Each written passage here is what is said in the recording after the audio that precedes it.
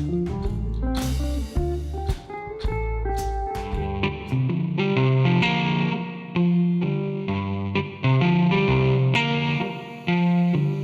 Joanne. Hey, Anna.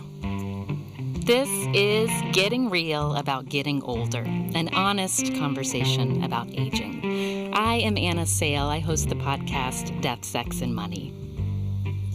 And I'm Joanne Allen, host of the podcast Been There, Done That, and a news host here at Colorado Public Radio.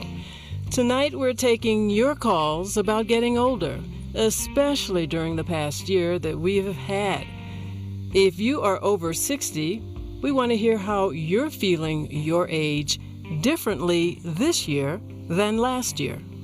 The phone number to call is 844-745-TALK. That's 844-745-8255. Or you can tweet at us at Death, Sex, Money or leave a comment on our Facebook page. If you are over 60 years old, we want to hear how you are feeling your age differently this year than last year.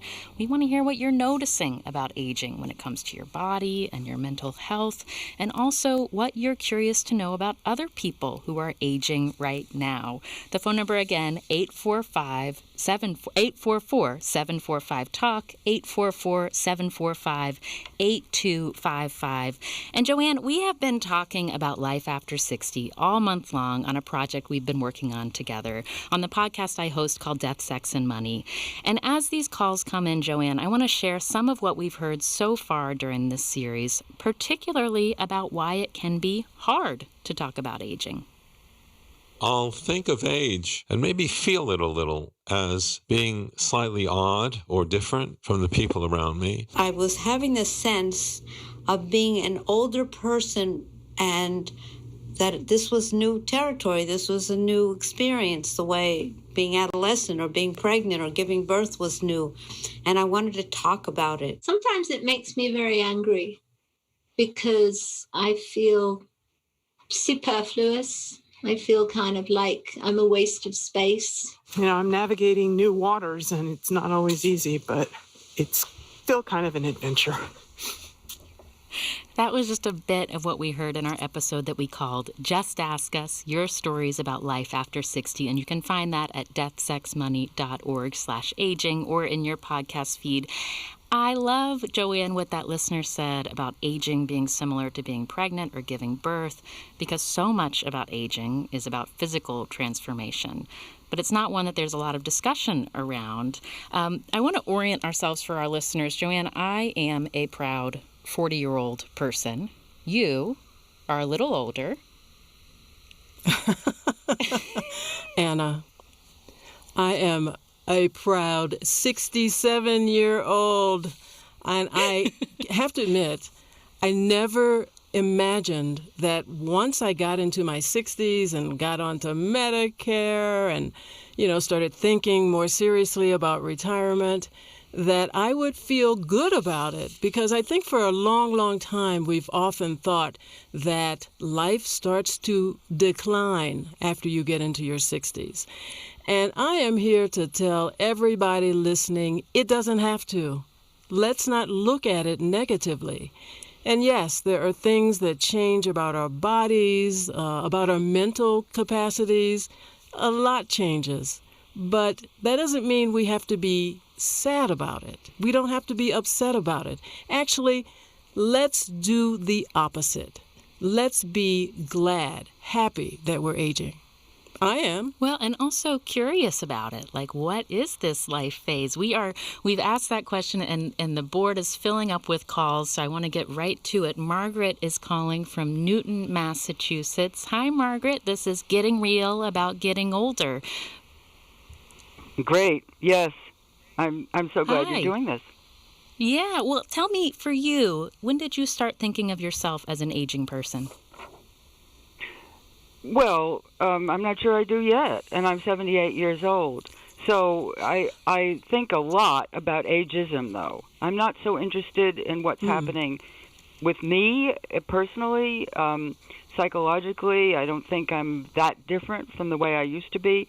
But ageism now really takes up a lot of my mental energy, and also my writing energy and my research energy. And that started in March. Well, what have you been feeling about ageism, and how do you define that?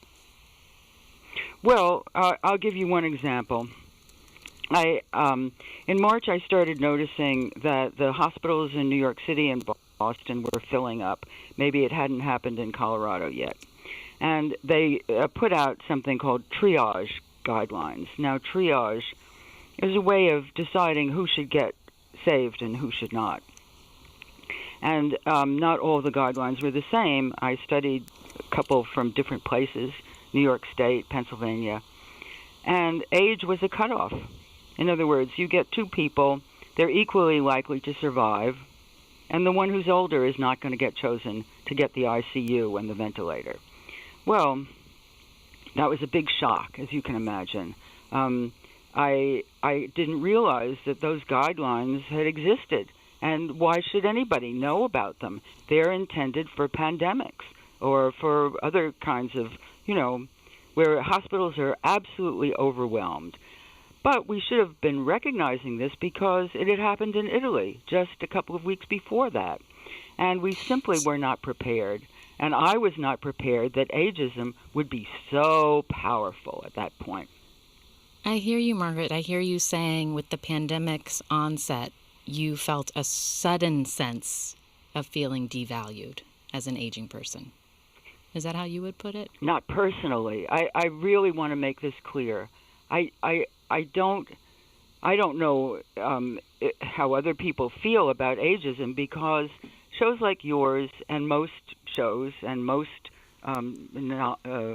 nonfiction books talk about aging, and they don't ask people about ageism, but ask them about ageism. That's the point. I mean, if you feel badly about your age, let's say you're a woman and you don't think you look so good, isn't ageism a part of that feeling about it? If you're worrying about dating or sex in your 60s or your 70s or your 80s or getting married again at those ages, isn't ageism a big part of that? But somehow we never ask people how ageism figures into it. And we may fail to do that, and it is a failure of interest and interviewing. We may fail to do that because, in fact, we think people don't know what ageism is. Well, I think we have to change that story. We have to tell people that ageism is everything from you're dysfunctional because you're an old man, or you're not marriageable because you're an old woman, all the way up to the triage guidelines. That's a Margaret, big range of ageism. Yeah, thanks so much for setting the frame for us for this conversation, both about how we think of ourselves as aging people and then also how society views us as aging people. Thanks for your call.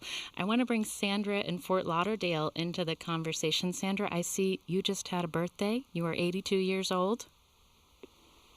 Yes, just yesterday. Happy birthday. Groundhog Day.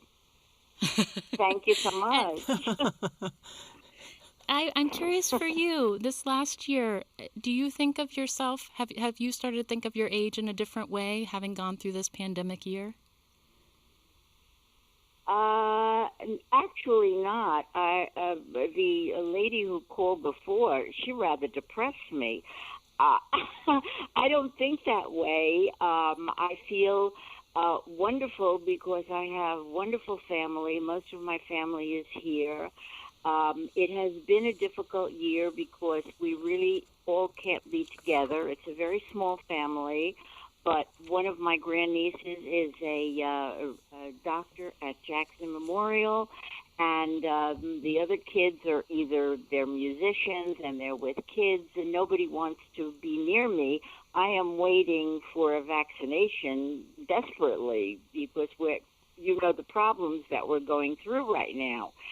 But I really keep myself very busy. I did something which I never did before. I made Thanksgiving and I made Hanukkah for the kids, and I gave everybody a doggy bag. And they were so thrilled with everything. It was divine. I cannot tell you the thank you notes that I received. I will keep them forever. I mean, I am just a very upbeat kind of person. I have a 2-time cancer survivor. Will be 16 years that I am free in June. I was married for 15 years. I divorced 37 years ago, 38 years ago.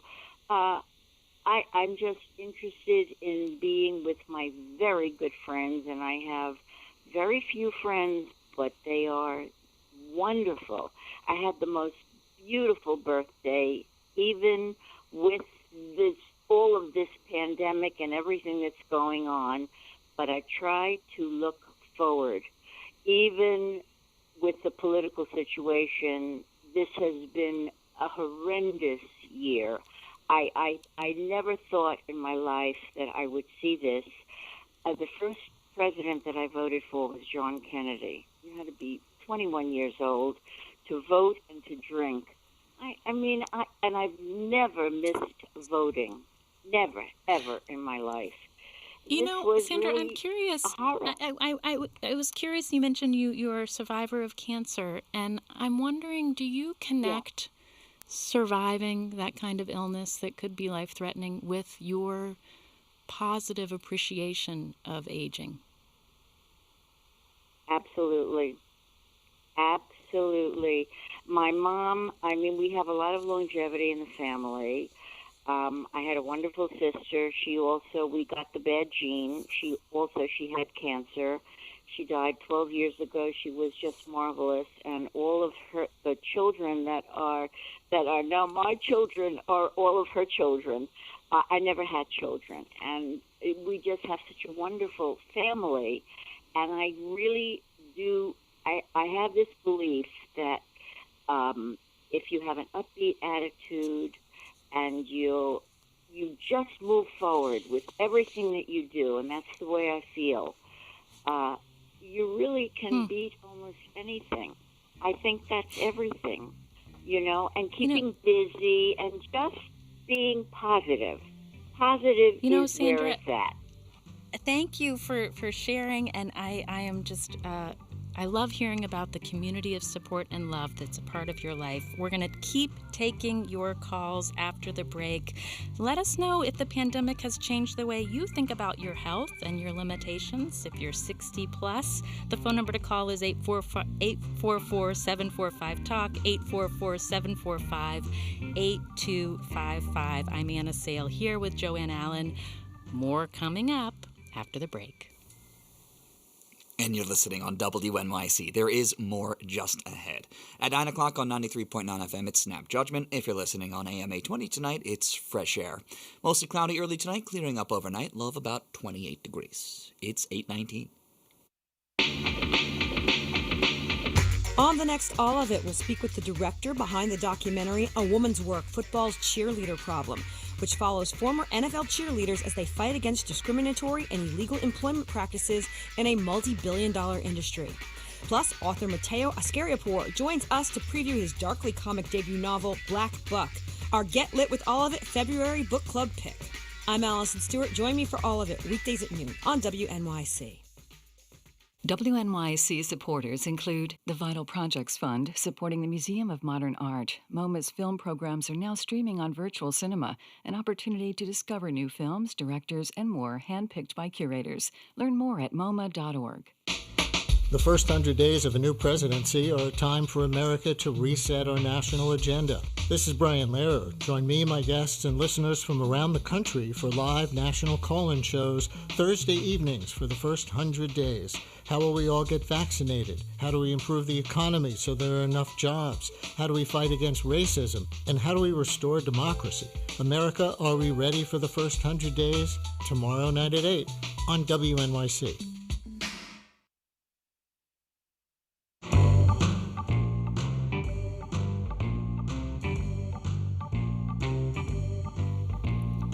This is Getting Real about getting older, and tonight we are having honest conversations about aging.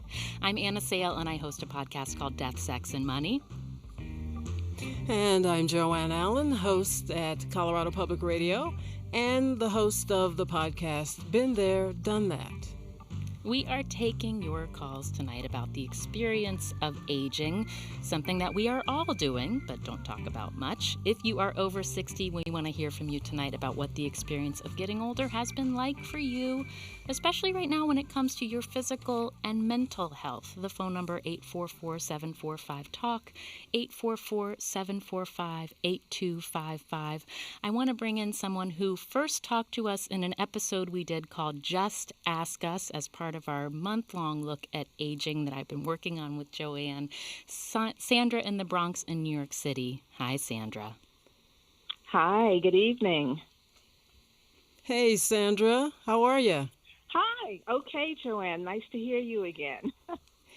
Nice to talk to you, too. Now, I know that you had COVID last spring, and you went through that while living by yourself in New York City. How did that change the way you felt about being in your 70s? I don't think what I felt had much to do with my age, and I'm 73. I'll be 74 in June. I think I came to a kind of a realization, because I also live alone, and I have lived alone for the last 25 years, ever since I divorced, that I began to feel that I was relying a lot just on myself. I was taking care of myself. To a large extent, it never occurred to me to even call my next door neighbor and say, could you get me some groceries because I'm, crawling in my bed and I'm suffering from COVID. I just took the mindset that I had to figure out really how to do this myself. And that certainly did not mean that I didn't have friends who were willing, to help me. This really, I thought it was highly emphasized last year when I was homesick alone. And it was less about me feeling isolated than just knowing I had to figure out how to take care of myself. And I don't know if you can see the kind of distinction in what I'm saying. But I was also fortunate in that my illness lasted for maybe a week and a half. I was never sick enough to need to be hospitalized. I really just spent most of my time in bed. I didn't have any appetite, so I lost a little bit of weight. But I sort of, just came through it. My doctor says you're going to be fine. And then I just sort of went on. And I didn't think of it in terms of, I'm sorry, go ahead. No, I'm sorry to interrupt you, but I was wondering, having this illness, did it make you reconsider wanting to live alone as an older person? I mean, the next time you come down with an illness of some sort, hopefully it will not be COVID, but, a stomach flu that has you lying on the floor all night long. It did sort of that as a possibility? make me think of it. Yeah, I mean, it did make me think along those lines. And so my thought was, you need to have a plan. You need to have a plan as to, what if you get really seriously ill, or you can't get out of bed, or you can't even make food for yourself to eat? How are you going to handle that? So I literally made sets of keys for my apartment. I identified 3 people, including my younger brother, and said, we're going to exchange keys to each other's apartment, and we're going to regularly start checking in with each other to make sure we're okay. And I need to know that, I can call on you. If I have a situation where I get ill again, I know I can call you and say, I don't have food in my house. Would you really mind just stopping by and bringing me some chicken soup? It's something that I could eat and be okay with. Yeah. So I really felt that, it's fine to be independent and to feel like you can take care of yourself. But the reality is I am going to get to a point sometime where I might not be able to take care of myself. So the pandemic really sort of was like a light bulb going on in my head to that extent. I had to think, well what do you do if it was really worse? Yeah. And so does that mean that you are now talking more about aging with other people? I am with my friends. Vast majority of women. Some of them are 15 years older than I am, and as I said, I'm almost 74. So this is a kind of a serious discussion we've been having about, well, how are you feeling now?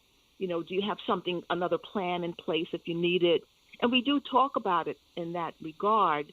A couple of years ago, a number of my women friends, a few who had never been married, had said, well, we'll get to a certain age and we'll just get this huge apartment and we'll all just move in together and it'll be like a suite of women, a suite of friends. And we all thought that was really kind of a fun idea, but of course we've made no move towards actually planning it. It's like, well, you do it. No, well, you do it. And so we really haven't. It sounded really good in theory, but we haven't even begun to kind of put it in practice. And, really, it's not a bad idea. Yeah. It's not a bad idea Sandra, at all. It's actually my idea. I'm sorry to talk over you, Anna, but it's actually my idea. Yeah, that's all right. But Sandra, I love, you've made that step of now your extra keys are floating out there. And so you have someone to call if you're sick and need some chicken soup, and maybe even post-pandemic, you can just say, will you bring me some chicken soup even when you're not sick? You can I think that would probably be a good little test for me, just to see if I can do it. Instead of saying, oh, you'll be fine, don't worry about it. Just go ahead and say, could you come over on the weekend and bring some chicken soup or, whatever you have in your refrigerator that we can heat up. That would be really great. Just and because also, I think once we need to... Oh, go ahead. To make those plans, yeah. Because I think, once the pandemic is over and we are more free to move about, maybe that's when you'll start to take those steps of having a larger household to live in. Well, I hope so, Sandra, because I think it's a really good consideration. Yeah, thank you for calling in. It's nice to talk to you again, and best of luck in this next phase. I'm curious to hear as you start vision boarding that suite, what it's actually going to look like. I want to bring Bruce into the conversation from Chicago. Bruce is 73. What have you been noticing lately about the way your body is changing as you've gotten a little older?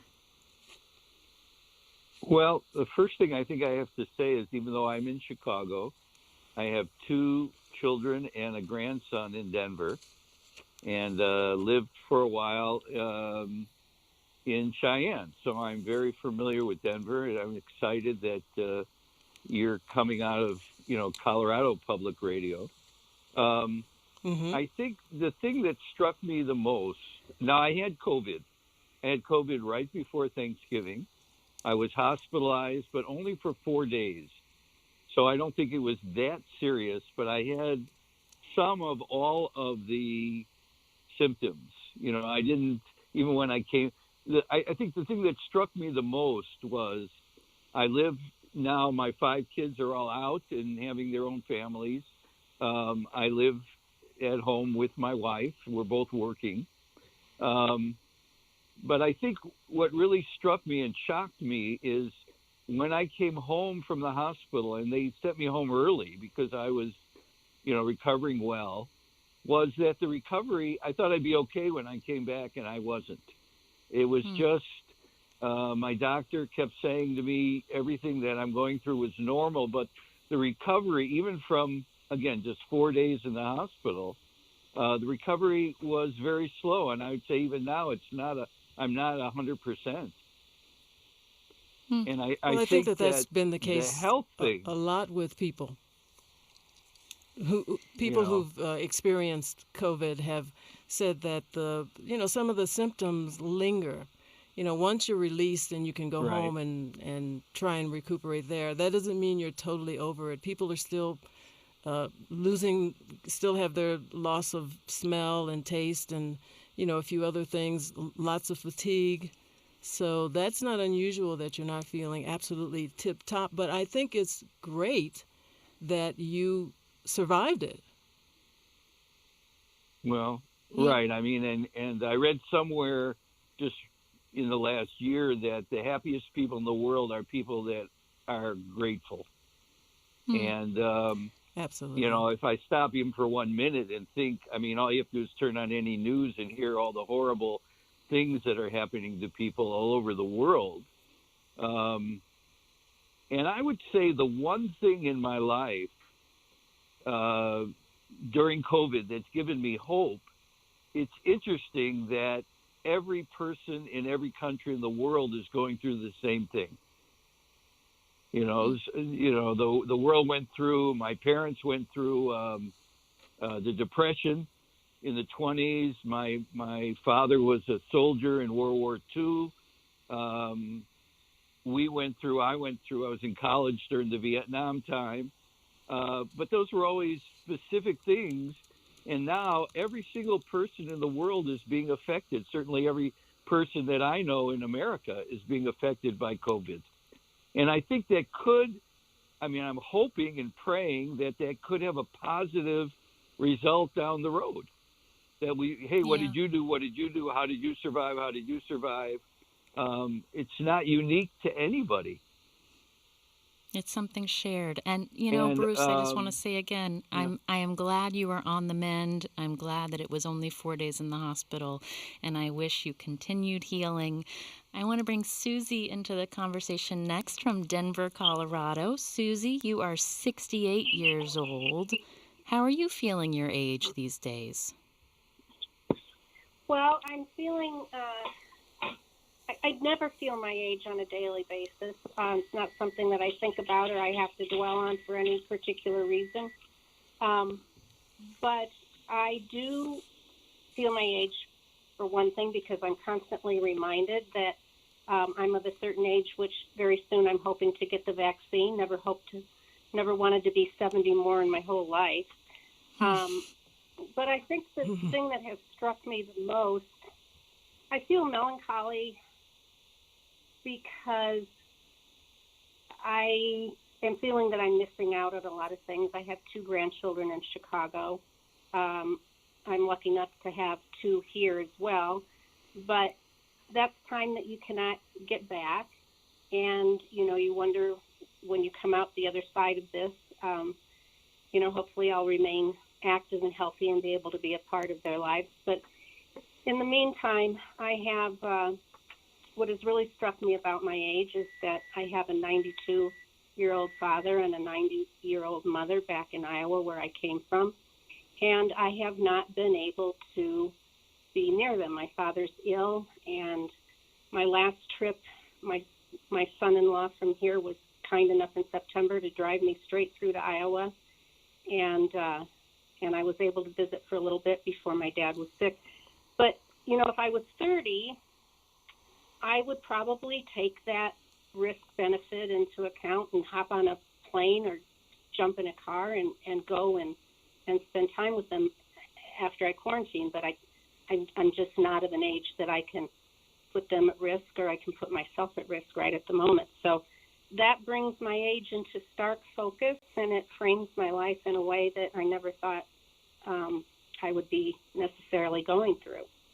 And Susie, let me ask you, to the extent that you're willing to talk about, I'm curious that when you were able to be with your parents back in September, was the quality of your conversations different with a sense of all of your physical vulnerabilities? Did you notice that the way you spent time together and what you talked about, was it any different than usual? I would say that it was the first time when I came home, when I left them, that I thought maybe I would never see them again because of the uncertainty. And they were both very healthy and maintaining their own homes and cooking and everything for themselves at the time. Just that overwhelming sense that I don't know what's going to happen to me down the road. I don't know what's going to happen to you down the road.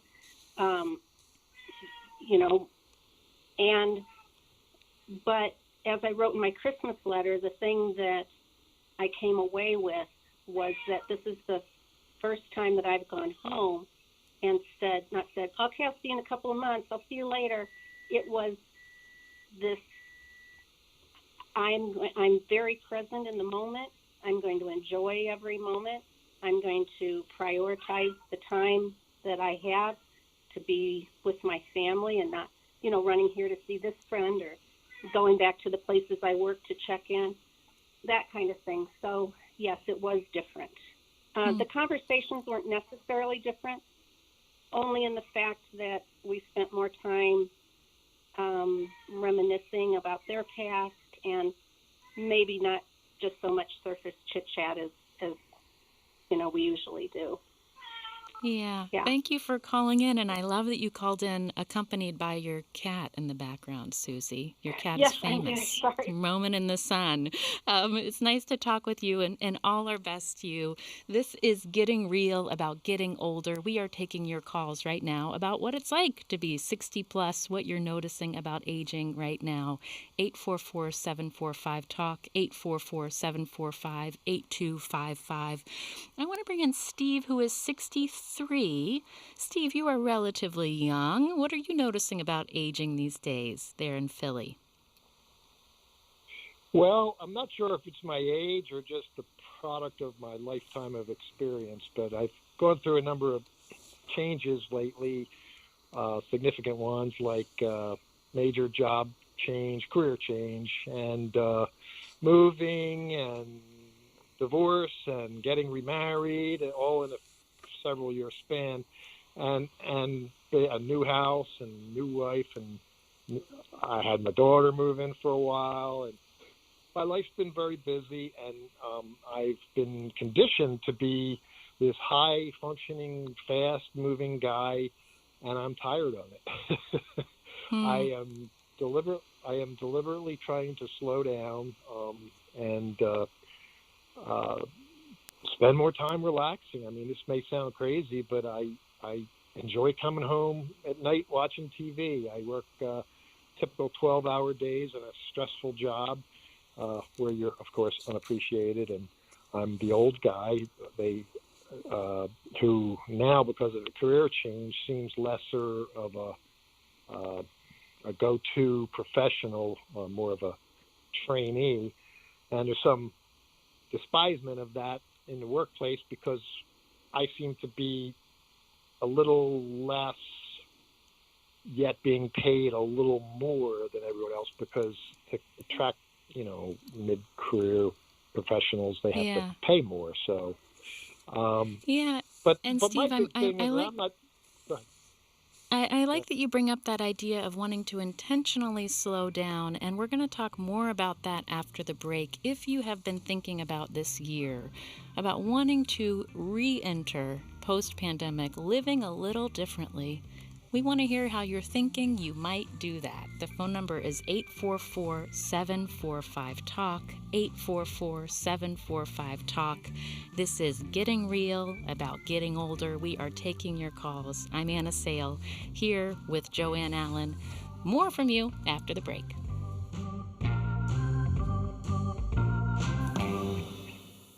And there's more Getting Real just ahead on WNYC. A quick check of our weather here. It'll be cloudy early on in New York City, clearing up overnight. Low of about 28 degrees tonight, wind chills between 20 and 25. 35 cloudy in Central Park. It's 8:40. WNYC was made for times like this. We're here for you because you're here for us. Listener support makes up the largest share of funding for WNYC. Your donations provide the resources we need to report with rigor and clarity, hold power to account, and keep you informed at this pivotal time. Support WNYC now. Go to WNYC.org or call 888-376-WNYC.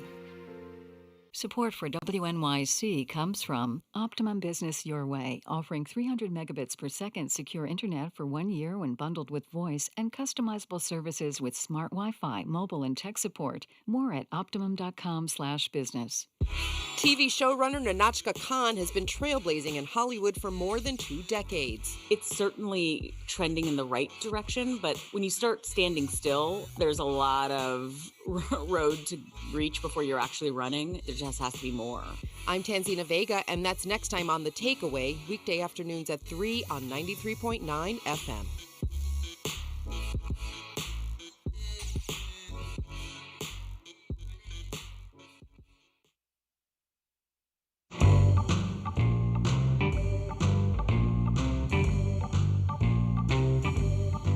I'm Anna Sale, and I am getting real about getting older tonight, along with all of you and my co-host, Joanne Allen, who joins me from Colorado Public Radio. Before we get back to your calls, Joanne, as we talk about health, including mental health, I want to talk just a moment about podcasts, because they are something that has helped me with isolation during this long, hard year. I host a podcast called Death, Sex, and Money.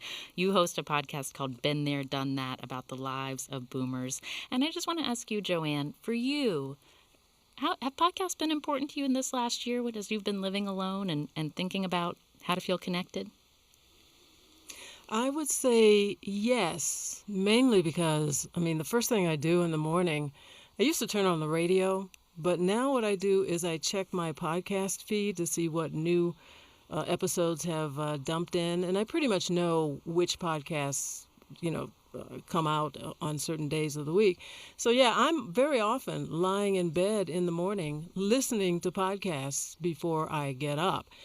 They used to be news podcasts, but now I'm more interested in just hearing from and about everyday people and stories that have nothing to do with the news.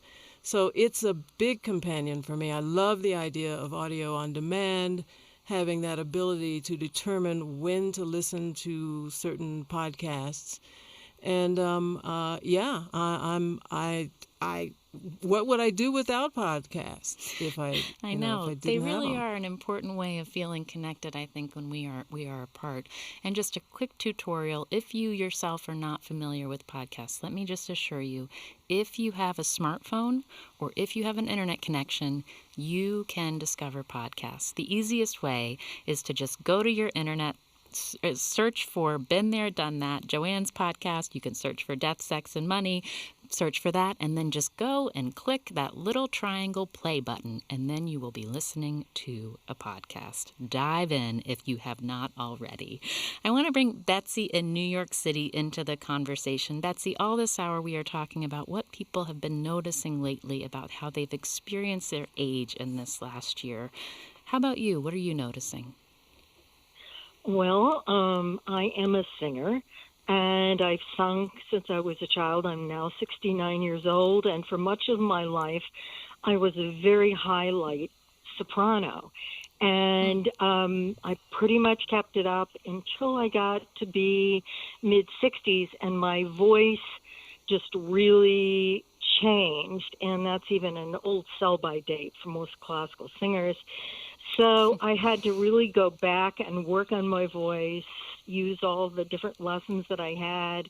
I literally sat in a room with my computer program, listening to myself, remembering all my voice lessons, and accepting that my voice was never going to be highlight anymore, and that I was really a darker mezzo. And if that was the case, how was I going to use that voice? What vocal rep was I going to do? And I have to say it has really helped me get through COVID, because for the first time since college, I sit in a room.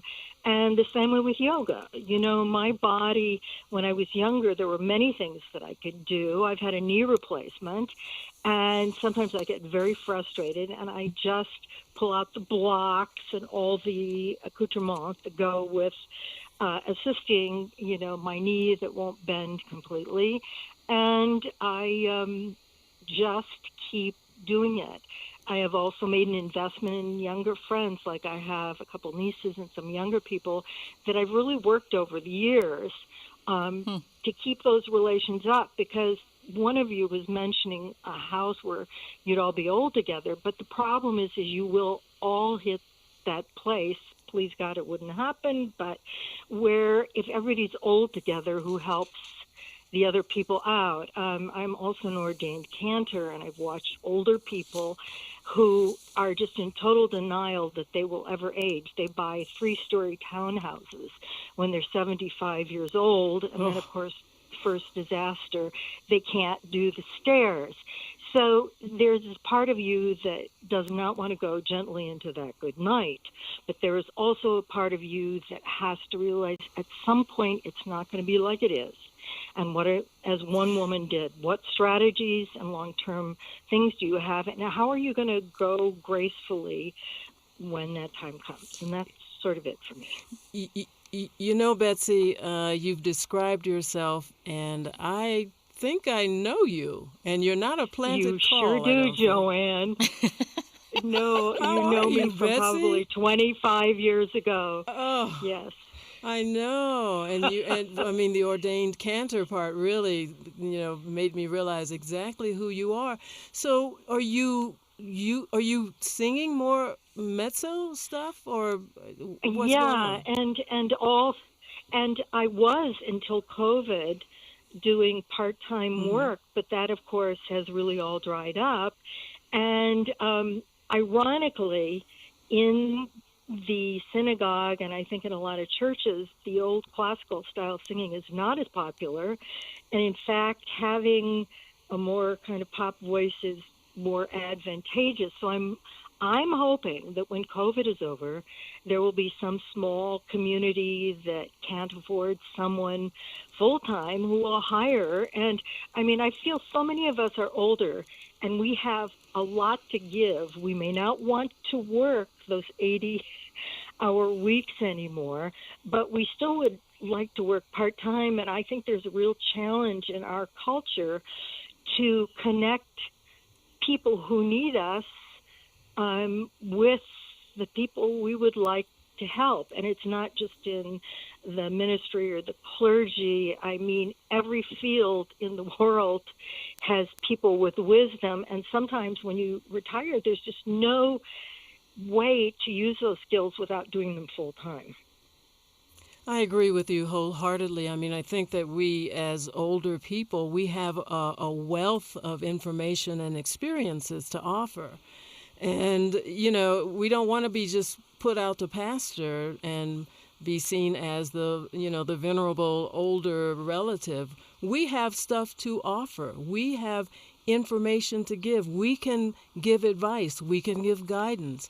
And I think that everyone listening who is 60 and older should think of themselves as being very much needed in society to help the young'uns along, if you will. And I even consider Anna Sale a young'un, to show them how to do certain things. So, well, Betsy, I'm I also so glad to hear it.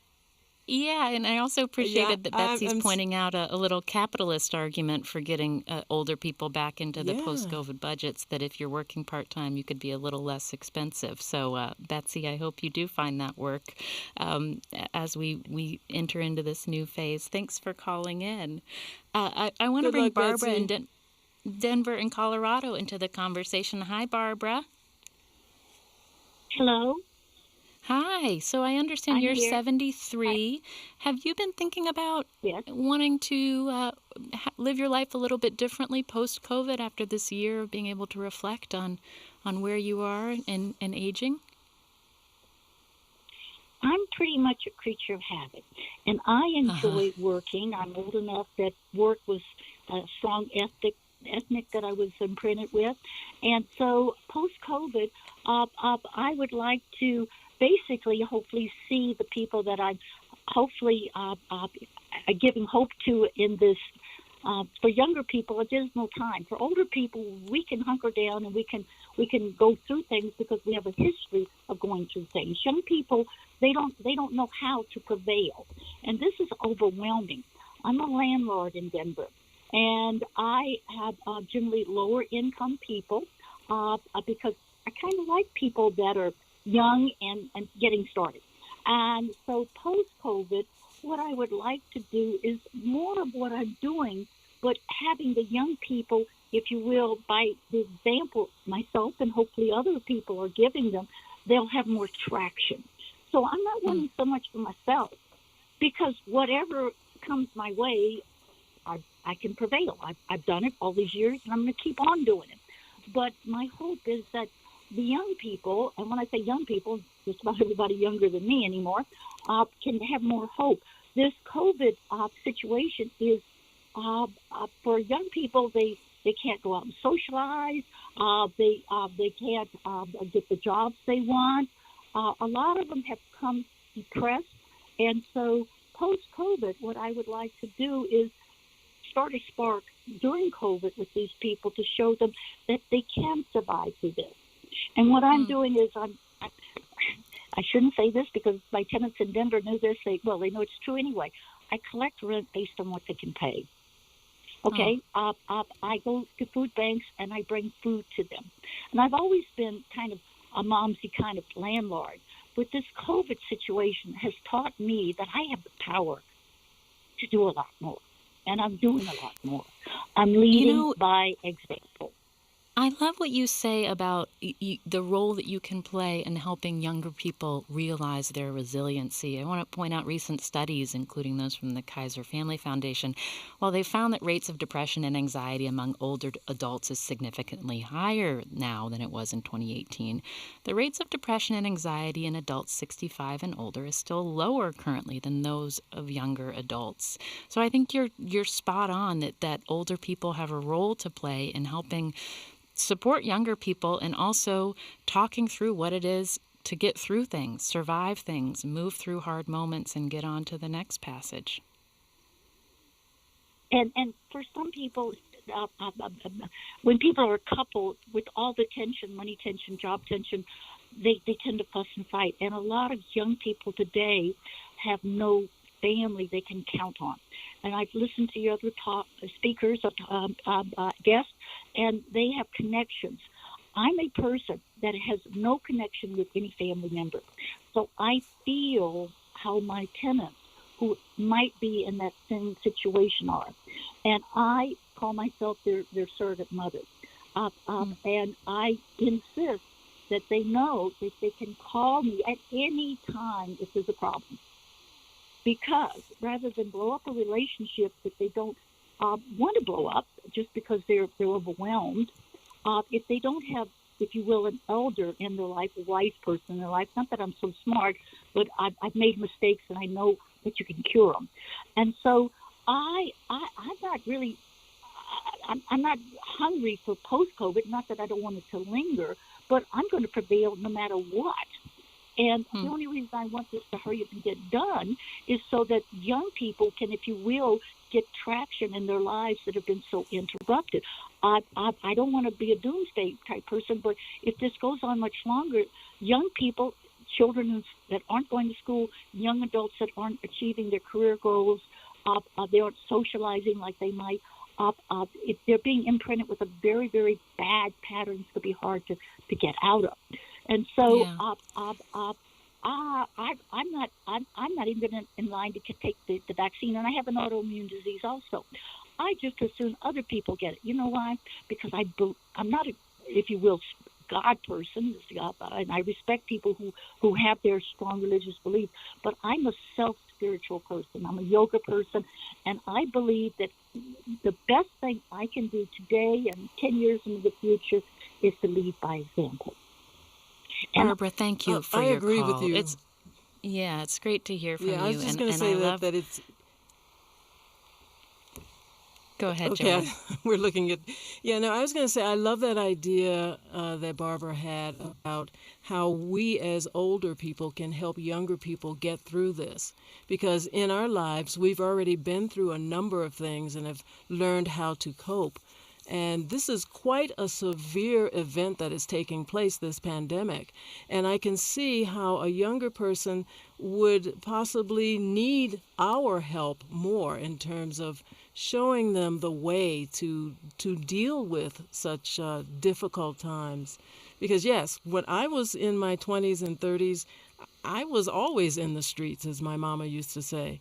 But now that I'm older, I'm more than happy to be at home, and it doesn't bother me to be at home because COVID is making me be home, but it's easier for me than I would think it's for a younger person to be at home because you love to socialize when you're younger. Yeah. So older people, just keep in mind that we can still help young folks through this. I want to bring Conway in as we head up to the end of the hour from Winston-Salem, North Carolina. You are 77, Conway. What is your vision for what you are looking forward to after this year of pandemic isolation? Well, we had a lot of plans for different trips and so forth. Had planned out things pretty well, and we're going along just fine. We'd bought a house next to my son, and so we're taking care of grandkids some and so forth. And so we'd even had a trip planned to go to Omer Ammergau in Germany this year, and it's postponed for 2 years, so we'll be going in a couple of years now, I guess. So, but realize that we have different stages of aging. When we first retired, that we're very active, and so doing an awful lot of traveling and picking up new things and so forth, and then kind of get slowed down a little bit, and so get settled in, and generally I think what happens is that something physical happens, and so we're slowed up radically. I had planned to exercise by getting senior ski tickets, but with a little accident in my leg, now I'm not going to be doing that, but so forth. So you're feeling a sort of slowing happening yourself, Yeah. even though you're looking forward to some travel, you're also accepting that maybe things are going to be happening at a slower pace in this next phase for you. Right, yeah. And I surely appreciate listening to podcasts. And you're on my subscription list. Oh, I'm so glad. Well, Conway, thanks for calling in. It's really nice to hear from you, and I do hope you get to have that trip to Germany in 2 years' time. There is so much to talk about here, Joanne, and if you want more discussion about life after 60, you can check out the podcast that I host for WNYC called Death, Sex, and Money. Joanne, where do you find your podcast? And you can find my podcast, Been There, Done That, at BeenThereDoneThatPodcast.com. And so check it out. And I'd like to thank my go ahead. public radio home, Colorado Public Radio, for co-producing this radio special with WNYC. Yes, it's been really fun to work with Colorado Public Radio. I work for WNYC and the podcast Death, Sex, and Money. This program was produced by Katie Bishop and Annabelle Bacon. The rest of our team at Death, Sex, and Money includes Affie Yellowduke, Emily Botine, and Emily Tafour. Additional thanks to Matt Hertz and Corey Jones at Colorado Public Radio, and to Ricardo Fernandez, David McLean, and Sachi Ezra at WNYC's The Green Space.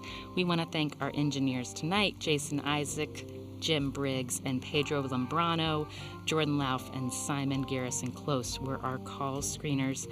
Together, we are going to keep talking about aging and what it is like for those of you 60 plus out there, what you're noticing, what you need to talk about together. You can go to deathsexmoney.org/aging to hear and look at the series that we have done so far.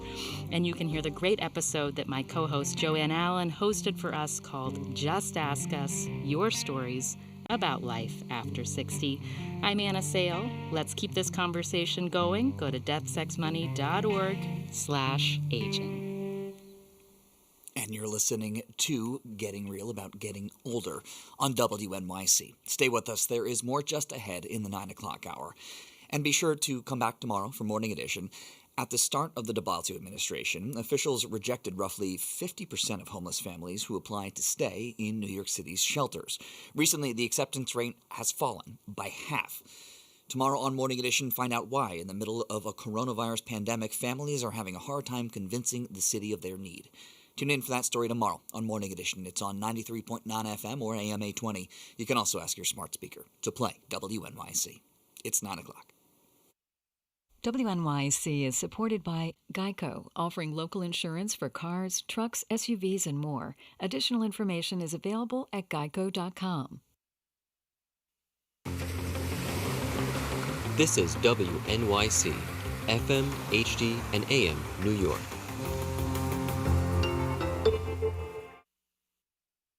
This is Getting Real About Getting Older. I'm Anna Sale, host of the podcast Death, Sex, and Money from WNYC Studios. And I'm Joanne Allen at Colorado Public Radio and host of the podcast Been There, Done That. And for the past month, we've been talking with our listeners about aging. I'm struck by how surprised I am to still be working. I've noticed a lot of changes in my sexuality. I sure as hell wouldn't want to be in my 20s. That's something I know. If you are over 60, we are taking your calls. So tell us what this year has been like for you. This hour hour, we're talking about the relationships in your life, who's in your support system, and how are you staying connected to them right now? Have you contemplated any changes in who you live with or near? All this hour, we want to hear about the emotional lives of older people. The phone number to call in is 844-745-TALK, 844-745-8255, or you can tweet us at DeathSexMoney. Join us after the news. Live from NPR News, I'm Jack Speer. Nationwide hospitalizations for COVID-19 have fallen below 100,000 for the first time since July. The latest daily number of newly confirmed cases is also down. But at a White House briefing today, warnings were sounded about Sunday's Super Bowl, as NPR's Tamara Keith reports. Centers for Disease Control and Prevention Director Dr. Rochelle Walensky says infections and COVID-19 hospitalizations are declining, but cases remain extraordinarily high. As for Super Bowl Sunday, a time when people normally gather with friends to watch the big game, Walensky said not to do that this year. Whichever team you're rooting for and whichever commercial is your favorite, please watch the Super Bowl safely, gathering only virtually or with the people you live with. She says contact tracing on cases of the new COVID variants shows that not wearing masks and participating in in-person social gatherings have contributed to the spread. Tamara Keith, NPR News. In a sign he may be willing to negotiate some of the details, President Biden said today he's not wedded to every aspect of a proposed $1.9 trillion coronavirus pandemic relief measure. However, Biden also says he intends to go big. Following a meeting at the White House with Democratic Majority Leader Chuck Schumer and top senators, the president said one thing that must stay in the bill is his proposed $1,400 in direct payments to Americans struggling to make ends meet during the pandemic. Biden has panned the dramatically smaller Republican-backed proposal, but says he's confident he'll win GOP support for a deal. A Senate committee heard testimony today from President Biden's nominee to lead the Environmental Protection Agency. NPR's Rebecca Hersher reports Michael Regan fielded questions about renewable energy and pollution limits. Michael Regan previously served as the top environmental regulator in North Carolina. Testifying before the Senate Committee on Environment and Public Works, he stressed his commitment to protecting jobs as the administration moves to dramatically curb greenhouse gas emissions. I'll be careful and never say we're looking at clean jobs. We're looking at all jobs. Many of these jobs should transition as we look forward to protecting ourselves from climate change and the climate change impacts. The EPA is expected to set new, stricter standards for emissions from cars, trucks, and power plants. Regan also said he is focused on easing disproportionate pollution in communities of color. Rebecca Hersher, NPR News. An Ohio grand jury has indicted a white police officer in connection with the shooting death of a black man in December.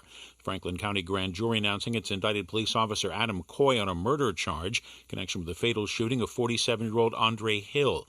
Police body cam footage showed Hill emerging from a garage holding a cell phone in his left hand seconds before he was fatally shot by Coy. On Wall Street today, the Dow was up 36 points, the Nasdaq down 2 points. You're listening to NPR. And this is WNYC in New York. I'm Sean Carlson. A top NYPD official in charge of curbing harassment among agency employees has been fired after reportedly making racist and anti-Semitic comments. An investigation by a city council committee last year found that former Deputy Inspector James Coble made dozens of posts to online message boards using pseudonyms. One example, Coble supposedly called Mayor de Blasio's biracial son a Brillo head. The New York Times first reported the development, and a police spokesperson confirmed it to WNYC. He has denied wrongdoing and filed for retirement. The Times also reported that Coble will keep his pension. New York City's free childcare program for working parents is expanding. Gothamist reporter Sophia Chang has more. The Learning Bridges program is run at more than 450 locations across the city. It was originally offered for students 3K to 8th grade who are enrolled in blended learning in public schools. It was set up to provide supervised childcare for those students on their remote learning days so that their parents and guardians could go to work.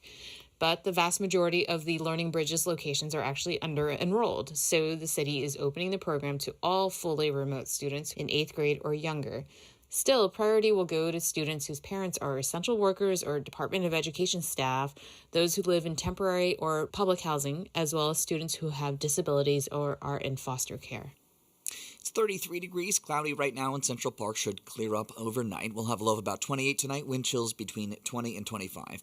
Sunny tomorrow, Thursday, high near 40 degrees, wind chills between 20 and 30 with rain, freezing rain on Thursday night, tomorrow night, with a low of about 32. It's WNYC at 9:06. Support for NPR comes from the Wallace Foundation, working to develop and share practices that can improve learning and enrichment for young people and the vitality of the arts for everyone. Ideas and information at wallacefoundation.org.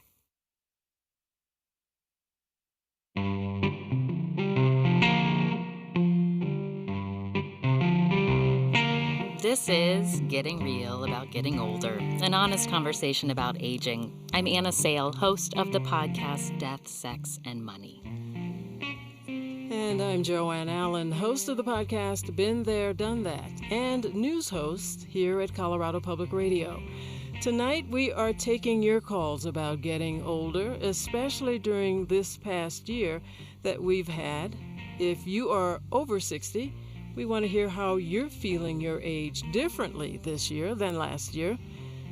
How have your relationships with other people changed? Are you feeling more connected or more isolated?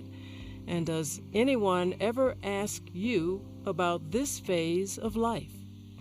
The phone number to call is 844-745-TALK, 844-745-8255, or you can tweet us at DeathSexMoney.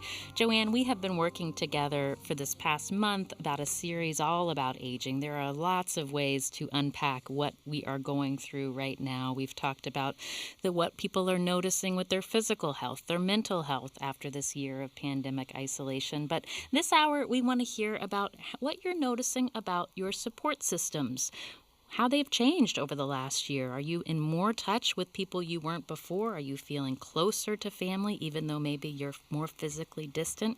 Let's hear a bit about what some of our listeners have told us so far about how their relationships have changed as they've gotten older. My husband and I celebrated our 50th wedding anniversary. I think I have a good sense of humor. So does she.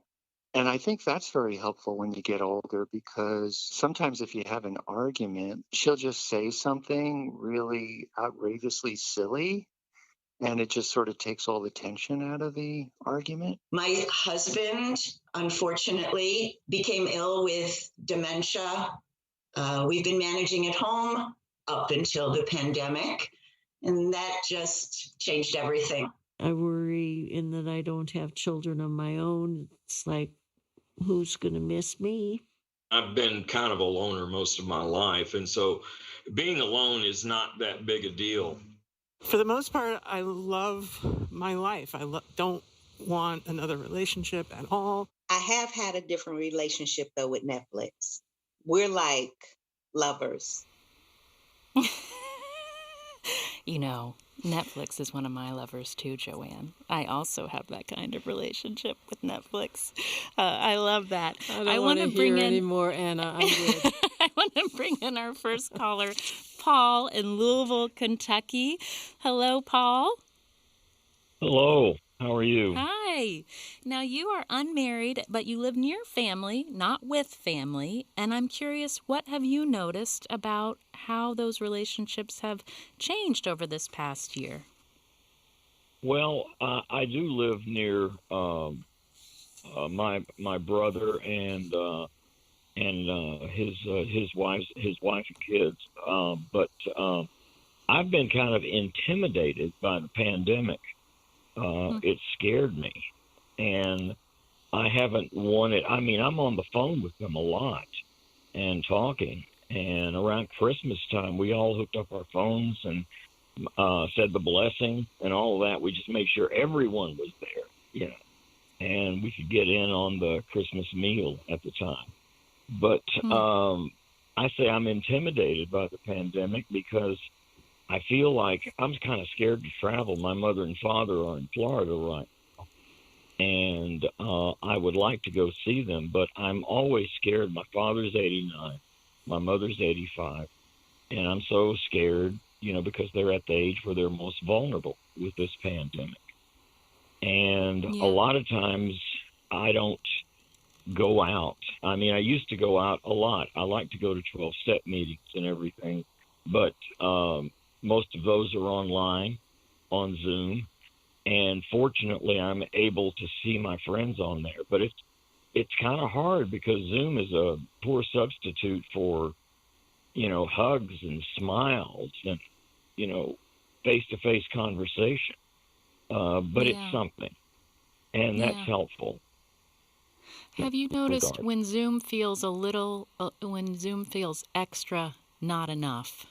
What have you done to feel connected? Well, I finally, I can get depressed pretty easy, but I've just gone out and walked when I can. And I don't do that very much, but I've started doing it again. And in Louisville, we've got a bridge that goes from Kentucky over to the Ohio River. And this Sunday, even though it's getting ready to snow, I made a point of going over there and walking over and walking back. It just felt so good just to get that physical exercise.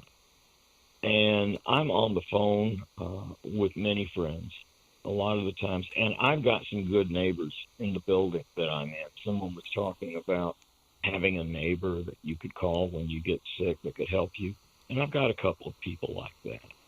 So that's been nice.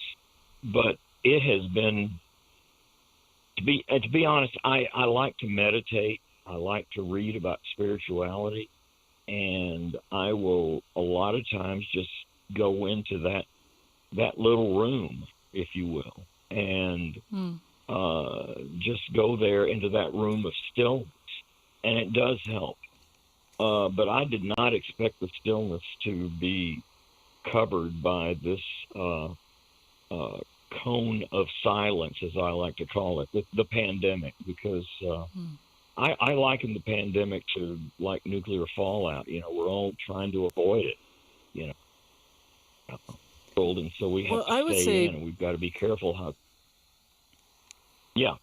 Yeah, Paul, I would say, and I understand exactly everything you're saying, but you're taking that walk over the bridge, I think, showed you that you need to go within for all of that spirituality, but you also got to let stuff out.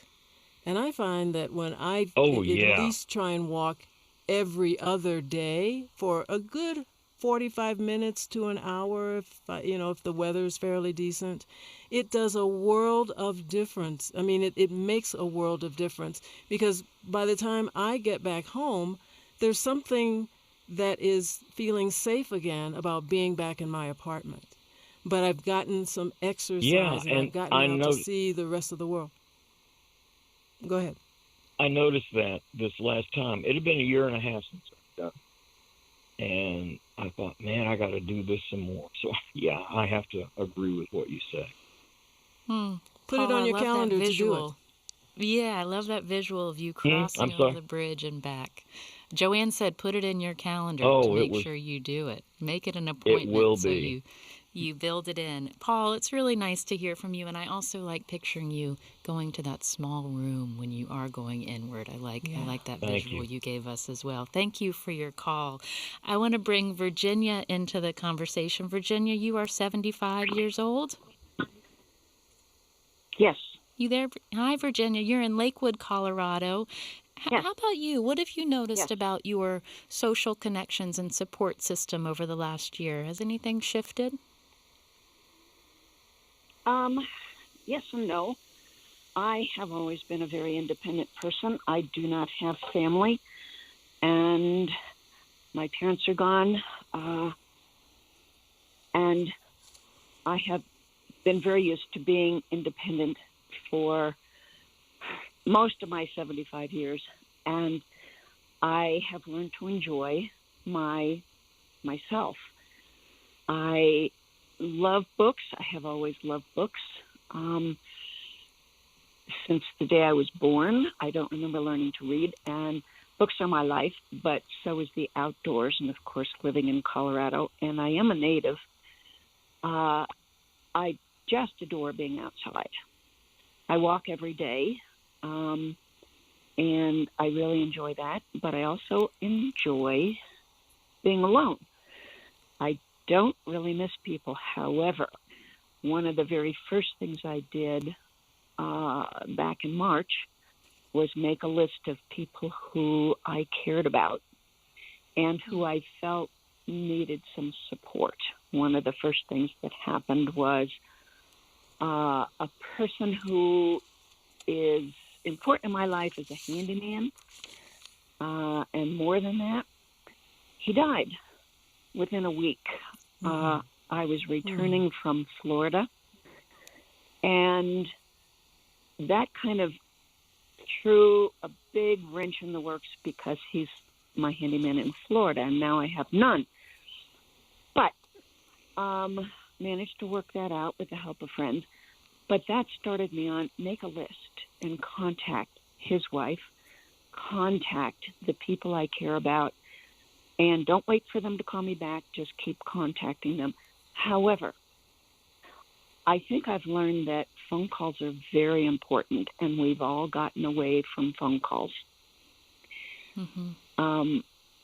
I consider them critical, and I really wish more people would get onto this and start doing it again. Because a text doesn't do it. That sounds great. Zoom doesn't do it. Writing doesn't do it. Emails don't do it. You got to talk to people. And so I find that I have seen very few friends in the past year almost, with 10 months, very few friends, physical contact. But I feel good. I hear a lot about anxiety and depression and how everybody's hanging on by their fingernails.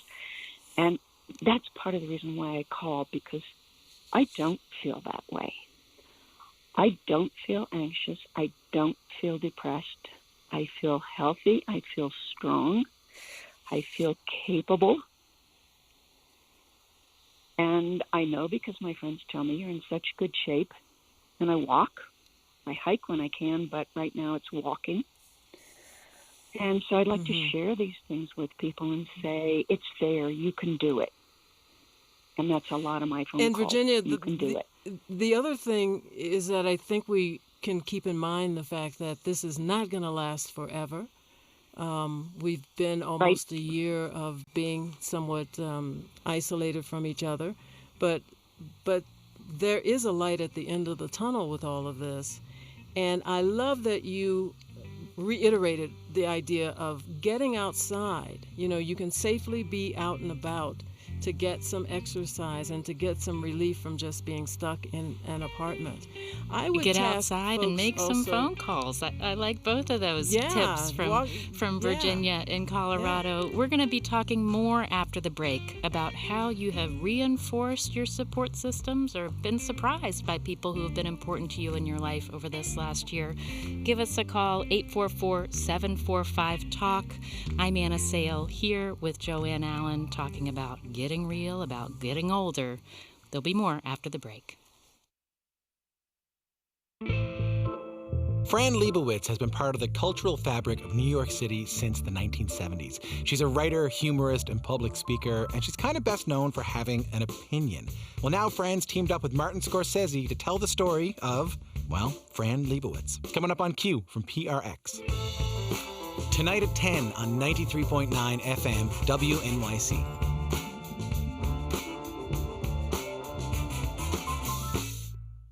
WNYC supporters include Bob's Red Mill, committed to providing health-conscious food since 1978, including a variety of whole grain, organic, gluten-free, and non-GMO snacks, baking mixes, and flours. More at bobsredmill.com. The John S. and James L. Knight Foundation, dedicated to promoting informed and engaged communities and committed to helping public radio advance quality journalism in the digital age. More at knightfoundation.org. On the next Brian Lehrer Show, we begin a series called West Farms 10460. It's about community well-being in the West Farms neighborhood of the Bronx, where COVID rates and unemployment are high, and what the residents need from the city as the candidates for mayor make their case. Also, WNYC's Kai Wright and Vernon Williams on their different feelings about Black History Month. The Brian Lehrer Show at 10 a.m. on WNYC.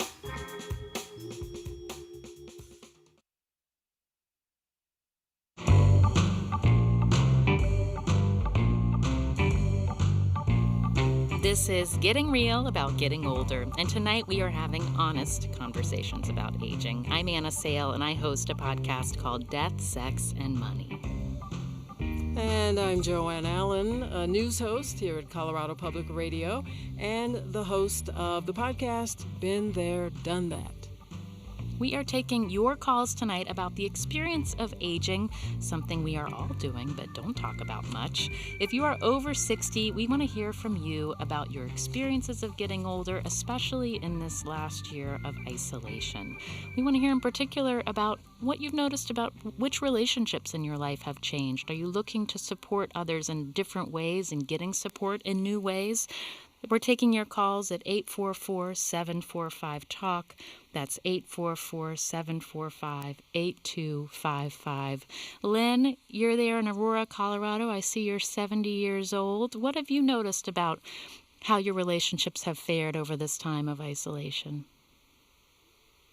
I don't have any relationships. I'm seriously just trying not to go crazy. I have the National Suicide Line on speed dial. I am totally isolated, except for 4 hours a week. And that's when a helper brings me groceries or takes me for an appointment or helps me inside the house. Because I can't see. I have macular degeneration. I can't walk. I'm confined mostly to my bed. I'm not eligible for hip surgery.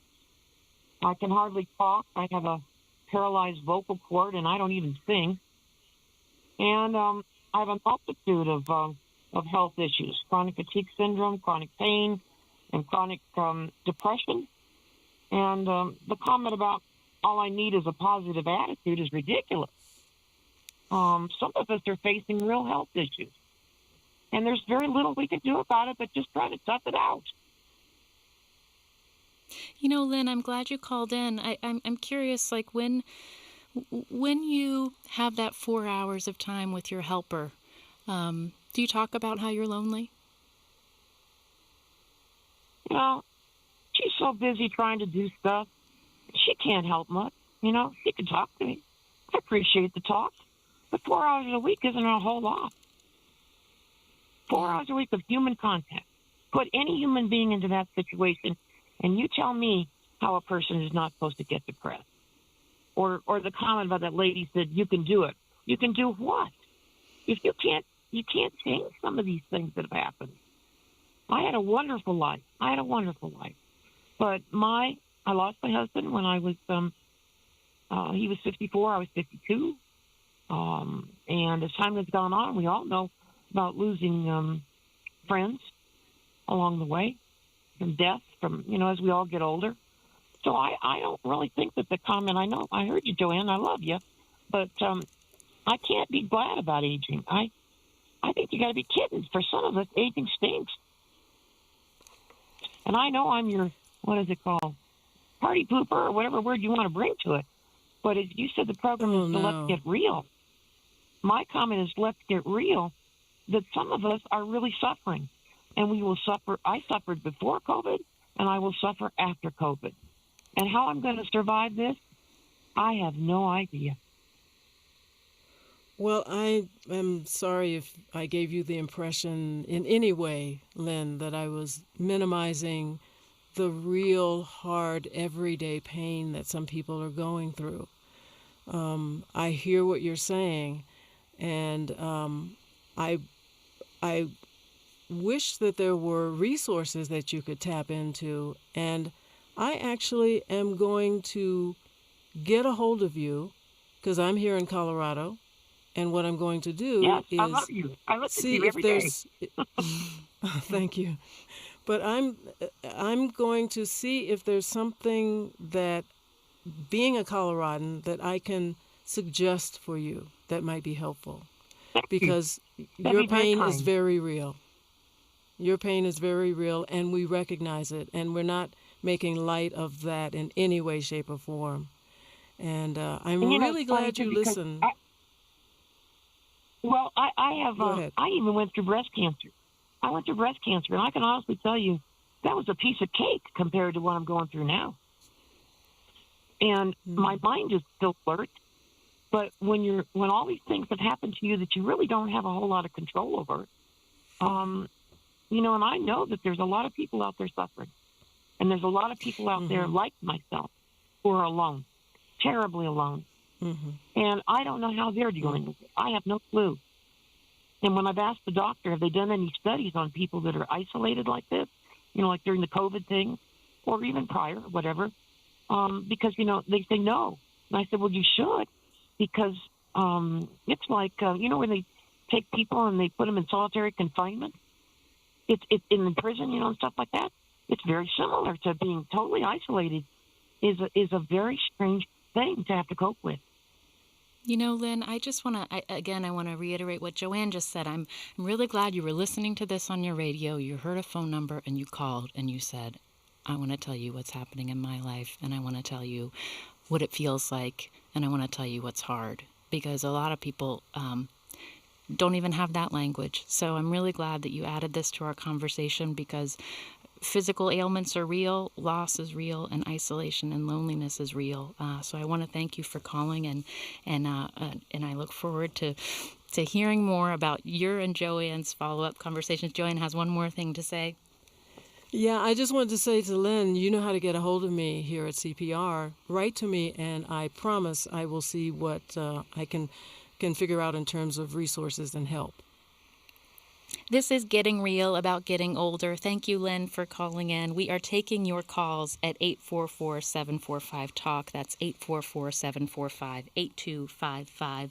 I want to bring Jonathan in Fort Lauderdale, Florida, into the conversation. You're 65, Jonathan. What have you noticed for you about your support system and your social relationships during this past year of isolation? The most important thing is I have a group of 6 of us childhood friends who are all over the country, and we formed a group on Facebook Messenger. We all live different lives. We have some of us doctors, some of us accountants, whatever, but we have a continuing conversation. It helped us through the politics, whatever any of us were going COVID, but I would like to bring something up that I haven't heard in a lot of COVID discussion, if you will. It looks like we just... Okay, there you are. I lost you for just a minute. Can you say that sentence one more time? Yeah. I said I'm a gay man, and I have lived most of my life in New York City. I'm now living in my condominium in Florida very happily. I'm a happy guy. I exercise. I'm the happiest guy in the world. I grow orchids. I do my walking.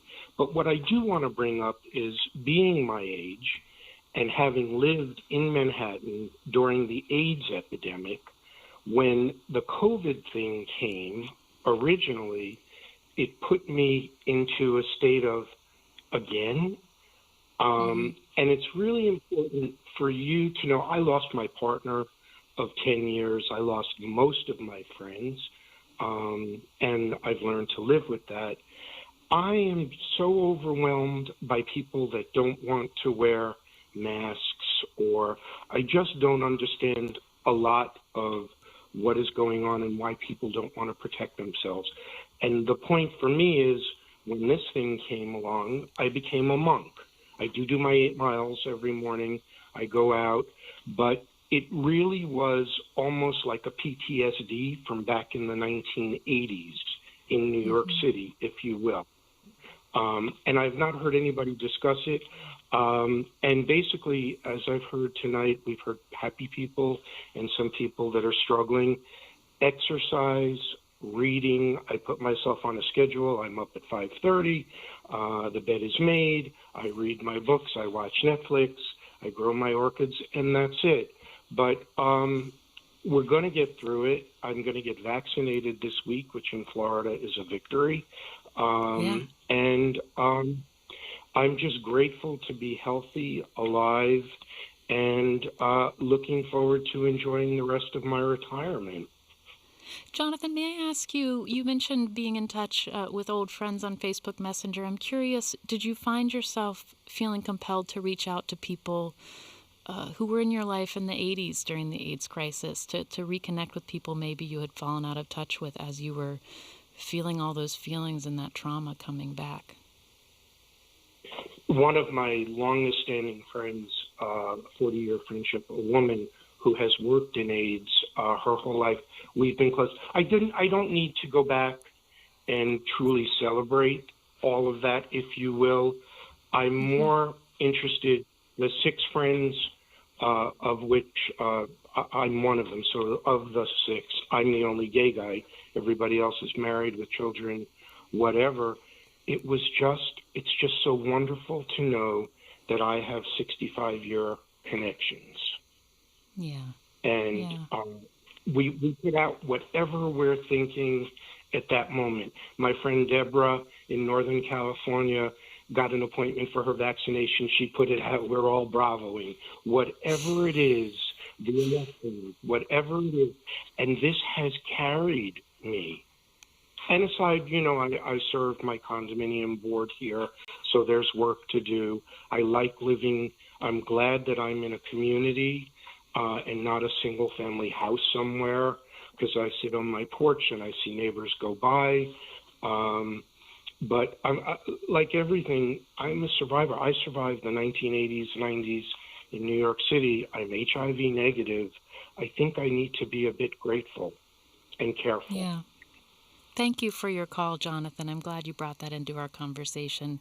I want to invite Mary in Fort Collins on to Getting Real About Getting Older. Mary, I see you are 70 years old. What for you have you noticed about your support system and your relationships over this year of isolation?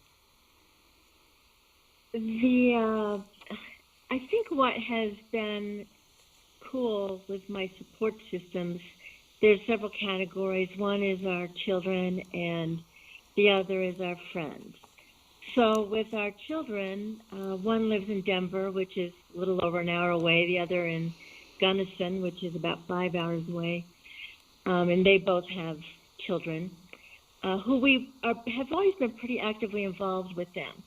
But once COVID hit and suddenly we were being categorized as elderly, which we didn't quite envision ourselves as elderly, and they hadn't thought of us as elderly before. So suddenly this word has entered our lexicon, and they became somewhat protective of us in terms of our gatherings. So what we've all done is we have gotten together many times, but always outdoors. And we all tend to do a lot of outdoor activities anyway. But Thanksgiving, instead of having a Thanksgiving dinner, we all met to go hiking on one of the county trails here. We had a wonderful day, and we each brought foods for the other to take home and share, but we didn't share a meal. We shared our time outdoors. We've gone snowshoeing with all of them. We went to the Denver Botanical Light Show with the kids. So things that we can do outdoors. Christmas Day, we went to their home, which in Colorado happened to be a gorgeous warm day. We opened all our gifts outdoors. So we're finding ways to still get together in a way that protects all of us. And the same thing has gone on with our friends. We've had many, many friends visiting us throughout COVID, but always outdoors on our patio, setting chairs very far apart. And this has gone on through the winter as well. And so it's been fun for the friends to all kind of step up and say, these friendships matter so much that we're going to sit outside for a couple of hours. And we bought a couple of small gas fire pits to help keep us warm. But we were just talking about how when this is all finished, there's been a lot of people that have been willing to do that, who are all around our age, and we'll smile, I think, about what we did to make our friendships continue to work throughout this time. And then the other thing that we did to stay engaged. Go ahead. I was going to say, yeah, Mary, I think that is a very good thing to do because I still get together with friends, but we make sure we maintain a distance. We meet up in a park. We meet up to go for a walk, and even when we're walking, we are 6 feet apart, wearing our masks. So if you have the ability to get outside and do things, bundle up and just stay apart. I love the fact that you're doing that. And I'm also curious as to being characterized as elderly for the first time. How did that make you feel? Yes. Surprised, and it's been hard to process because I think back about Lynn, and I've always been aware of the fact that I can do these things because I have the good fortune to still be healthy, and I know that can change at a moment's notice. I've had cancer, I've had both knees replaced, so I've gone through my moments, but ultimately, I've still been able to be mobile. So anyway, I think the elderly thing, all of our friends were kind of looking at each other going, are you elderly? Am I elderly? And having our kids suddenly apply that, because I don't think they thought of us like that before, because we are all pretty active together. And so it's just been a bit of a, I don't know if I'd even say reality check, except we don't have any family members older than we are, so I guess that makes us the elders of the group. I love that you said, Mary, that it was both the being called elderly that made this real for you, but also feeling that sort of protectiveness come from the younger generation that felt like a shift that was new and that you're still getting used to. And it sounds like, might have some mixed feelings about for now. We have Naomi from Somerset, New Jersey is on the line. Naomi, I see you are 85 years old. Yes, ma'am. Hi there. Now, how has it been for you? How's it been for you keeping in touch with friends over this year? We try to manage. We take the considerations of the guidelines, and we do it around that. And same thing with my family. I have friends that we play tennis, and we played outdoors. And any day that it was feasible, we played tennis and took our proper distancing. And if I get enough exercise, somehow get outdoors or do something with my body, it makes such a difference in my day. My granddaughter teaches exercise online. She's gotten me into her class. I'm probably double the age of everybody else, but nobody sees what I do. But I'm willing to get up early and do it with her. And it's the switch that sounds of really, my family really special. watching That's out something for you me. can share together. I'm glad you're getting out on the tennis courts and up on the Zoom and doing those exercise classes, Naomi. We're going to keep talking after the break about how you are feeling connected and not so connected after this year of pandemic isolation, especially if you're older. We are getting real about getting older. I'm Anna Sale here with Joanne Allen. We will take more of your calls after the break.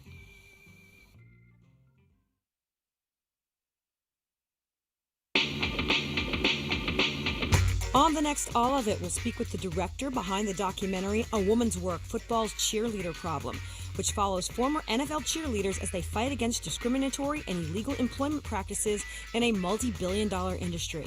Plus, author Matteo Ascariapour joins us to preview his darkly comic debut novel, Black Buck, our Get Lit with All of It February book club pick. I'm Allison Stewart. Join me for All of It, weekdays at noon on WNYC. Support for WNYC comes from Flatiron Books' The Moment of Lift, How Empowering Women Changes the World by Melinda Gates. In this book, Melinda Gates shares stories of women who are leading the way in the fight for equality, available in paperback. Leadership support for WNYC comes from the Jerome L. Green Foundation, a proud supporter of New York City's major cultural institutions, providing scholarships in the arts, education, and medicine. I'm Jacqueline Sincata, Program Director of WNYC. You may not be aware, but the largest source of WNYC's funding comes from you. Financial support from listeners ensures that the independent, thoughtful, and reliable reporting you expect continues every time you tune in. Listener support is WNYC's foundation, so please make a contribution today. Call 888-376-WNYC or go to WNYC.org and click on Donate. And thanks.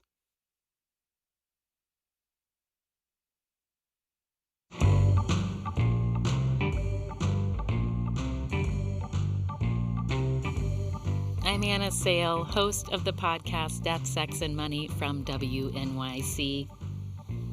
And I'm Joanne Allen, host of the podcast Been There, Done That, joining you from Colorado Public Radio, my radio news home. And tonight, together, we are getting real about getting older and taking your calls about aging. If you are over 60, how have your relationships with friends, partners, and family members been impacted by the pandemic? The phone number to call is 844-745-TALK. That's 844-745-8255. After this long year of isolation, we are creating a little bit of community over the airwaves. I want to bring Diana from Hoboken, New Jersey into our conversation. Hi there, Diana. Hello, Anna. How you doing? Hi, good. How old are you, Diana? 69.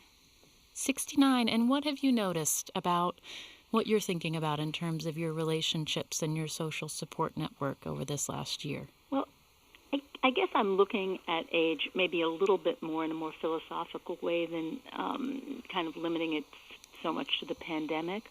I think one of the things in terms of aging that I'm feeling, and I haven't heard people really talk about, is just the sadness of dying. The fact that what's beginning to happen as you get into your 60s is that you really kind of come very much face to face with the fact that you're going to be having to say goodbye. You know, you're seeing the end, and it's terribly sad. And you know, I've just always had a hard time making my peace with that. I have a blessed life. I have a wonderful partner and beautiful children. I'm a new grandmother and literally 2 weeks old grandmother. And you know, beautiful things. But it's I always have this kind of feeling of the sweet sadness of it. You know, the beauty that's here, but that the fact is that life will go on for these people you love, and you will be gone, and you so much want to be a part of it. So that's one thing. I think the other more general kind of thing that people feel, and I certainly feel, is just a little bit more irrelevance as I'm getting older. You know, I feel as though that my work is not feeling as vital. I mean, Joanne was talking earlier about having, you know, a wonderful, loving getting older. But Joanne is really blessed with having, you know, a very vibrant life, you know, a very full life, engaging with people in the media. You know, very few people have that. And what begins to happen is that you kind of feel that juiciness of life recede a bit.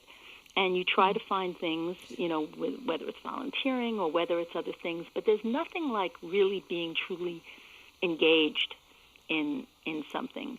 So you're kind of struggling with wanting to have your free time. Yeah, I was just going to say that's interesting that you referred to this time of life as a sweet sadness. It's not a complete sadness, but a sweet sadness. And I understand that feeling of, oh, the end is near, but how near is it when you're 69? It may be another 20 years before you're gone. I mean, my dad lived to 103, you're right. And I think he never would have. You are. Yeah, and yeah, you can be lucky. You can be lucky, and also, I have a genuine curiosity about what is next. That isn't to say that I want to walk out of this studio and, fall down dead. I would rather that not happen. But I am curious as to know what's going to be the next step after this. So I have a sweet sadness in a sense as well, even though, you described me as a vibrant person who gets around and does a lot of stuff. There are moments when I do stop and think, oh yeah, I am closer to my death every day. But that doesn't stop me from continuing to live life to the fullest. You sound like you have a lot going on in your life. And I would focus a lot more on that. You're not irrelevant. How are you irrelevant? Tell me how you're irrelevant. Well, it's funny. I used to work at WNYC many years ago, and it's just that, in the municipal building. Oh, yeah. I worked out of that building as well. Oh, okay, yeah. Just not kind of looking for things to do that are kind of nice, that are kind of interesting, going on, getting together with friends. I also played tennis. I started a women's basketball team for older women. Things cool. like that, but feeling a purposefulness that really feels that you're making a difference. Is a little bit more challenging in a way, and you can kind of get a kind of an ennui about it. And I think I probably just need I'm going to tell you right now. I'm going to tell you right now, Diana. I'm going to tell you right now what to do. Stop the negative thoughts. Just how can you be irrelevant? You're not irrelevant. You are a human being on the face of this earth who have a lot of people who love you and care about you. If you try and not see yourself in a negative light, I think that will help. Diana, I also want to, so I do like how you say noticing the juiciness of life sort of receding a bit. So I think that both things are true. You are absolutely not irrelevant, and also I think you're noticing some things that that are real things, that are realities that come with getting older. I want to thank you for your call, and I think that's awesome about your women's basketball league. I hope you all just just nail it in that hoop when you get down the court. I want to bring Helen into the conversation.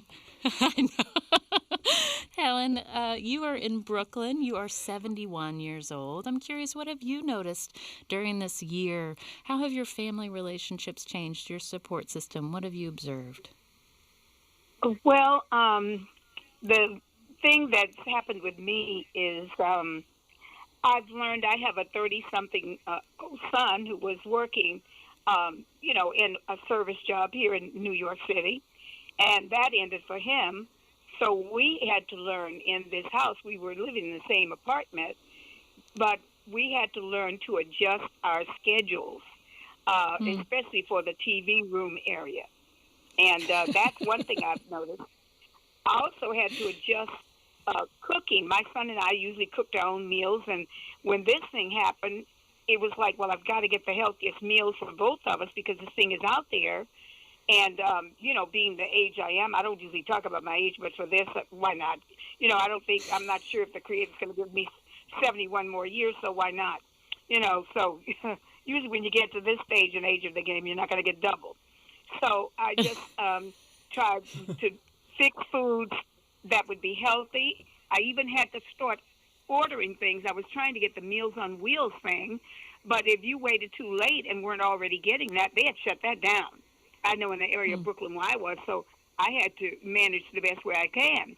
I learned how to start freezing foods that I normally would throw away, things like, that a part of the vegetable got old. The tops of carrots, I didn't even cook at first, and I discovered you can cook them, put them in the soup, and so I've started freezing things that I didn't normally used to freeze, so I'll have something later to add to the meal. So I have adjusted keenly.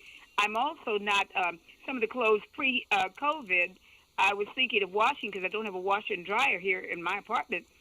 I had to go back in some of those bags and say, well, you don't have COVID on you. I guess I can wear you again because I don't want to go to the laundromat because it could be dangerous. because the laundromat in my neighborhood is very small, and I have a car, thank goodness. So I periodically, which is very seldom, will pile some things in the car and go early in the morning. I've changed my schedule. If I wanted to go to the store like Costco, which I haven't been to now in a couple of months or so, because they don't have a blower going through Costco to clean the air. And if after I'm in Costco or BJ's for just more than 15 minutes, I started feeling a little feverish thing. My body I'm really keenly attuned to my body. When you live with it this long, you know something. And so I'm out of there. I have lists. If I was going to go to the store, I have a list. Stick to the list, get out. Get in, get out, wear a mask. So you know what I hear you saying, Helen? This has been a time of, for you, a lot of picking up on caregiving and taking care of business and updating your routines to make sure you were doing things in a way you felt physically safe to do. I want to thank you for your call, and I hope that coordinating the TV room space is going okay with you and your son. We're getting close to the top of the hour, so I just want to get in a few more calls. Gail, I want to invite you into the conversation from Miami Beach. Gail, what have you noticed for yourself about how your relationships and support system have changed over this last year? Well, are you Anna or are you Joanne? I'm Anna. Hi, Anna. Okay. I've been involved all my life in activities, so I can honestly say I'm very grateful for being healthy at age 81. But I'm a mental health professional, and about 30 years ago, I gave a workshop on passages, and from that workshop, the group is still going. We started in our 50s, and we meet every Saturday. We used to meet only once a month, and because of the pandemic, we're meeting every Saturday, which has been wonderful. Now, I'm also involved in a group that's right now going to be planning and has been planning a yearly conference on aging. So I told them they must all listen in tonight because we all wanted to know what was happening, on this on your phone end. But I think attitude is so important for everyone that's listening. And a number of years ago, 2 other women and I wrote a book. It was published in 2017. And I really think it would help so many people who I hear are not quite sure of what they're leaving behind or how to spend their time at this moment. And what we hoped for women was that they would take stock of their lives as we did. We sat for 5 years going over our lives from beginning stage to the point that we're at right now in maturity. And we asked questions in each chapter that helps people stop and think about what messages did I receive from my family? What messages do I still think are those that I want to give to others? How do my friends handle certain situations? And so we interviewed over 200 women throughout the country on various stages of their lives, so that when you're reading this book, you could probably find any one of them that you might identify with and see what they perhaps have done with their situations. And we found it so worthwhile for ourselves and from the input that we're getting from others. And I think when you stop and ask yourself, what is your real purpose here? And what are you hoping that your grandchildren are going to take from the messages you've given or other people? And we're constantly learning about each other. Just like I learned about the woman that I heard just on tonight about how many physical disabilities she has. And I was hoping that there would be people that could be in touch with her. I'd be glad to speak with her, if she needed to, through you, just to give her some idea of having someone to relate to during the day. Yeah, and I think that would be great if you could leave your contact information. We would definitely like Lynn to get in touch with you because, I'm not a healthcare professional or mental health professional. I just kind of speak from experience and what I'm thinking, but I do want to be able to get her some of the help that she is looking for. And, I often think if we just really stop to take stock of our lives, as you were saying, you'd be amazed at all the things you've done and accomplished, and that can give you strength to know that you can continue on. that you are still viable, that you have been this type of person, and that means your experience is important.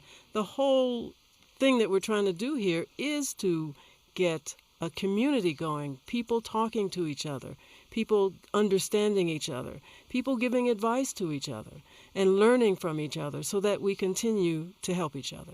So everything you said, I say amen to. Yes, absolutely. And speaking of experience, Gail, I want to make sure you say the name of your book that you wrote in 2017. What's the name of it? Sure. The name of the book is Journey from Invisibility to Visibility, a guide for women 60 and beyond. Ooh, that's a good title, Gail. I'm going to check it out as soon as I get off the air. Okay. Thank you so much for calling in, Gail. I really appreciate it. And what a remarkable group that you get to be a part of, with that group of passages that you have been accompanying through this long time. What a blessing. Thank you for calling in. We are getting to the end of this hour, and so I want to bring John from Queens into the conversation.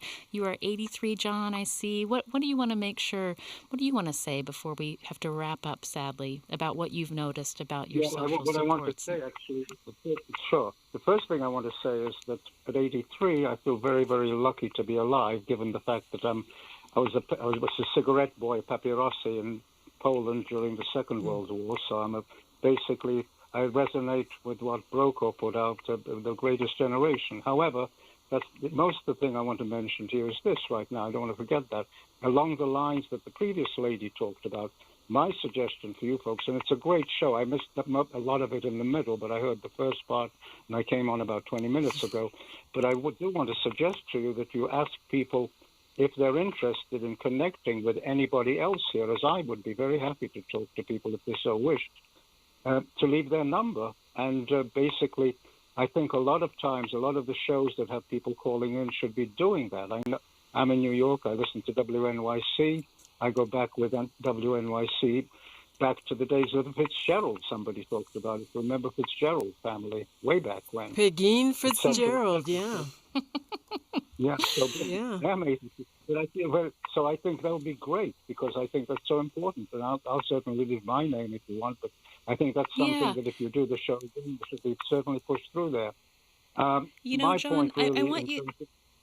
I think you have a great suggestion here about making sure that we harvest these calls to create a buddy system of sorts. So I hope you'll stay on the line as we come to the end of this show, because I think you're really on to something. I think there's more connecting to be done. And let me also remind you, you said you missed the middle of this program. I've got a gift for you, which is podcasts. You can go to deathsexmoney.org and see what we have been working on with Joanne this last month about aging. deathsexmoney.org/aging. You can see the whole series we've been working on. You can subscribe and keep up with what we are doing. We've been talking about life over 60 all month long on Death, Sex, and Money, the podcast I host for WNYC.org. And Joanne, how do people find your podcast? My podcast has Been There, Done That, and you can find it anywhere you get your podcast, but also on my website at BeenThereDoneThatPodcast.com. I want to hear from you. And I Googled it. If you just Google Been There, Done That podcast, it comes right up. Special thanks to Colorado Public Radio for co-producing tonight's live show. Thank you to our engineers for keeping us on the air tonight, Jason Isaac, Jim Briggs, and Pedro Lambrano. Thank you to our call screeners, Jordan Lauf and Simon Garrison Close. I'm Anna Sale. I do want to keep this conversation going. Go to deathsexmoney.org/aging. You can email us at deathsexmoney@WNYC.org. And Joanne Allen, stay cool. And you're listening on WNYC. Up next on 93.9 FM, it is Q. If you're listening on AM 820, stay tuned for The World. And tomorrow on Morning Edition, at the start of the de Blasio administration, officials rejected roughly 50% of homeless families who applied to stay in New York City shelters. Recently, the acceptance rate has fallen by half. Tomorrow, find out why, in the middle of a pandemic, families are having a hard time convincing the city of their need. Tune in for that tomorrow on Morning Edition on WNYC. WNYC is supported by Echo, publisher of The Removed, a new novel by Brandon Hobson, drawing on Cherokee folklore and exploring themes of family, grief, and redemption, both recent and across generations. On sale now.